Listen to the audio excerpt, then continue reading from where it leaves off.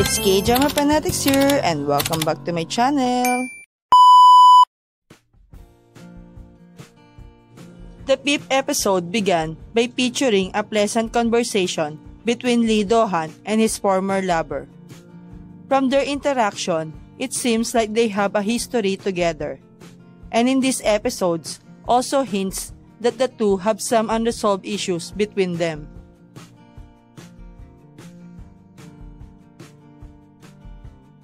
Then, the episodes takes right where the previous episodes ended.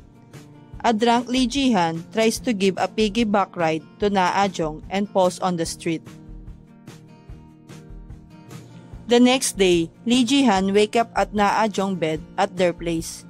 He still remembers what he had said to Na Ah-jung before falling on her shoulder. However, he does not remember the rest of the night.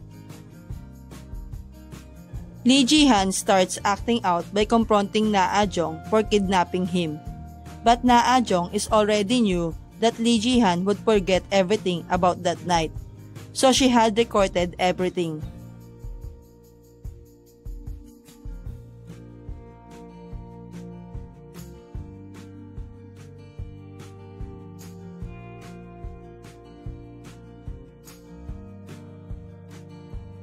Ji-han is embarrassed after seeing all his silly activities that night.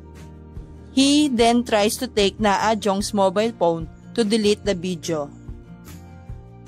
It leads to an intense moment between the two as Lee Ji-han falls over Na Ah-jung.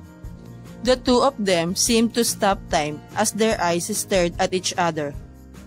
At that moment, Lee Do-han arrives at Na Ah-jung's place. Lee Do-won was worried after Na Ah-jung failed to answer his calls and texts, so he decided to visit her home to check. During their conversation, Lee Do-han told her that someone broke into his studio and got rid of their plane ticket to New York. Ji-han overhears their conversation and becomes curious about their plan. Lee Do-han is shocked to see his brother Ji-han coming out of Na Ah-jung's house. Back at their house, Lee Ji-han still asks his brother Do-han about the conversation he heard at Na Ah-jung's house. But Do-han refused to explain everything and he only becomes furious about him. He got mad at his brother Lee Ji-han because he feels suffocated when Ji-han always tried to depend on him. He warned him to not dare to touch Na Ah-jung. Meanwhile, Yoon Chae-won meets Lee Do-han and Lee Ji-han's grandfather. She asks him to give Lee Ji-han to her. After that, Lee Ji-han conversing with Yoon Chae-won. Although he feels differently, he talks badly about Na Ah-jung to her, making her look like a terrible person. But suddenly, Na Ah-jung arrives and lashes out at Lee Ji-han for talking poorly about her. She seems furious at him. On the other hand, we see that Lee Ji-han is slowly realizing that he is falling for Na Ah-jung, but he has to control his feeling because she is his brother's fiancée.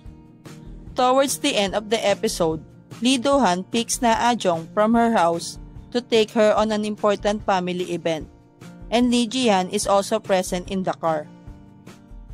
The entire way to the place, Lee Ji-han and Na Ah-jung always argue with one another. They meet their grandfather and Yoon Chae-won in front of the funeral home where Lee Ji-han and Lee Do-han's mother columbarium. Na Ah-jung pay respect to Lee Do-han and Lee Ji-han's late mother on her memorial day. After that, Chairman Yoon's secretary tells to Na Ah-jung about the incident that killed Ji-han's mother. After hearing everything about Ji-han's childhood, she feels sorry for him. While returning from there, reporter Kak Ik-jun, who kidnapped Lee Ji-han during his childhood, arrives. He creates a scene in front of the funeral homes. Lee Ji-han's grandfather leaves the place immediately with Do-han and Chae-won. Thus, Na Ah-jung is left with Lee Ji-han. While Na Ah-jung driving, she sees the reporter chasing them and she manages to get rid of the reporter. Then, they go back to the funeral home to properly introduce herself to Lee Ji-han's late mother and apologizes to his mother for being a fake daughter-in-law, but promises to take good care of her son. It's raining heavily, and Ji-han has been waiting for her with an umbrella outside. While rushing towards him in the rain, Na-a-jong slips and Lee Ji-han catches her. It leads to an intense moment between the two, and the episode ends right there. Thank you for watching. Don't forget to subscribe, like, and share.